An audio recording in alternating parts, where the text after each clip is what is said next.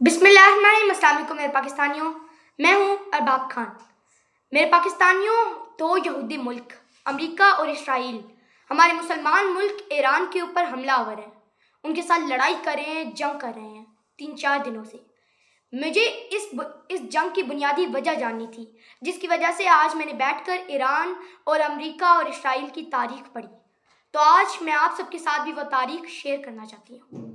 मैं यहाँ से शुरू करूँगी कि पहले ईरान के ऊपर एक बादशाह था जिसका नाम था अहमद रज़ा पहलवी, जो हमारे ईरान के ऊपर हुकूमत कर रहा था, जिसकी सपोर्ट अमेरिका से थी। अमेरिका उसको सपोर्ट कर रहा था और उसके हुकूमत के अंदर शराब आम था, जुआ आम था, डांसिंग क्लब आम थे, औरतों के ऊपर हिजाब ना था और जो भी औरत हिजाब लेती उसका दुपट्टा छीन लिया जाता था। औरतों को मर्द के मुकाबिल कर दिया जाता था, उसको उन दोनों को उसके ऊपर फ़र्क नहीं किया जाता था। तो मैं इसके अंदर ये था शाह पहलवी का दौर। तो इसके अंदर इसको अमेरिका की सपोर्ट थी और उन तारीख रातों के अंदर हमारे इमाम साहब एक जुगनू बनकर आए, जिन्होंने आकर बताया कि ये सब कुछ गलत है और ईरान के अंदर इस्लामी जमहूरिया कायम किया, जिसकी वजह से सारी ईरानी लोग उनकी बातों के ऊपर लब्बैक कहने लग गए। उन्होंने 95% वोट लिए और 95% वोट लिए और इनकलाब की शक्ल के अंदर उधर आ गए। और उसके बाद फिर उनके जानशीन आयतुल्ला खामेनी वो आए और उन्होंने आकर 95% वोट लेकर उधर के सदर बन गए, जो वहाँ के एक सुप्रीम लीडर हैं।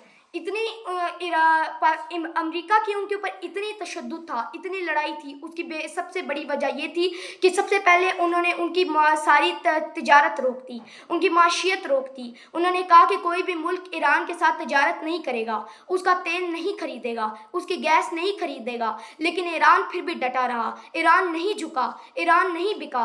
ईरान के सुप्रीम लीडर ने कहा, ना मेरा हुसैन झुका है यजीद के सामने और ना मैं कभी झुकूंगा। और उन्होंने बिल्कुल ना वो झुके ना वो बिके और उन्होंने ईरान को इतने मुश्किल हालातों में भी एक मजबूत मुल्क कायम किया।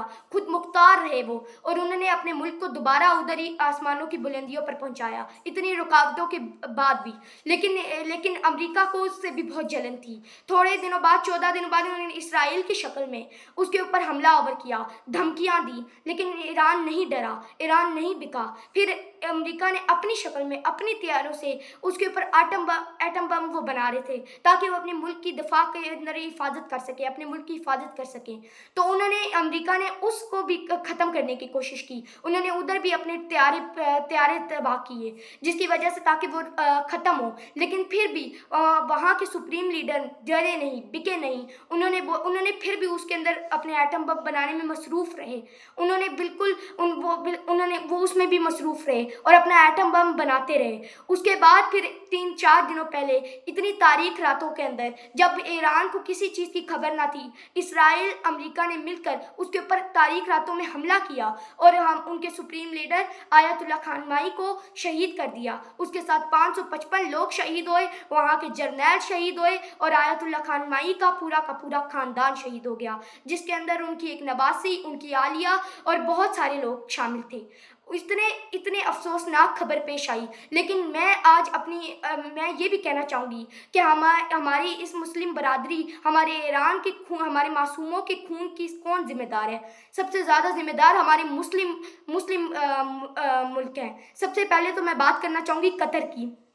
कतर उन मासूमों के खून का जिम्मेदार है जिसने अपने अड्डे अमेरिका को दिए। दूसरे नंबर पे बहरैन इसका जिम्मेदार है, जिसने भी अपने अड्डे दिए। फिर जहाँ पर अल्लाह ताला का घर है, सऊदी अरेबिया, उसने भी अपने मुसलमान मुल्क, अपने मासूमों को शहीद करवाने के लिए अड्डे दिए। उसके बाद फिर दुबई ने अड्डे दिए और सबसे ज़्यादा जिस बात के ऊपर मुझे दुख हुआ कि हमारे अपने मुल्क पाकिस्तान ने भी उसको अड्डे दिए।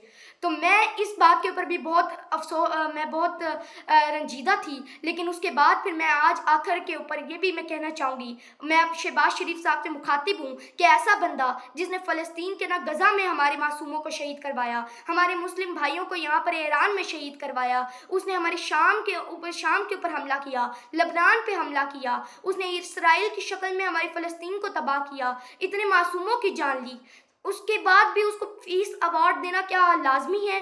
हम कैसे کیسے اس کو پیس ایوارڈ دے سکتے ہیں؟ اس نے ہمارے اتنے مسلم برادری ملکوں کو تباہ کر دیا، اس نے ادھر بھی برباد کر دیا، اس نے ہندوستان، اسرائیل اور امریکہ نے مل کے ہمارے برادری ملک افغانستان کے اوپر ہم کو حملہ آور کیا، اس کے خلاف ہمیں دھمکایا اور ہم دونوں کے خلاف دوبارہ لڑائی کروا دی۔